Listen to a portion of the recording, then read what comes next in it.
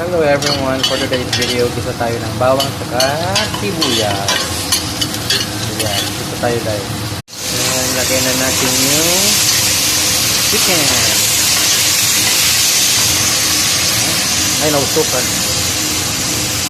Then we put whole pepper for tubig. Hugas bigas.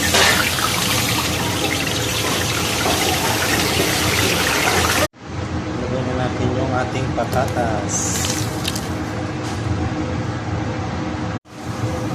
Lagyan na natin yung corn.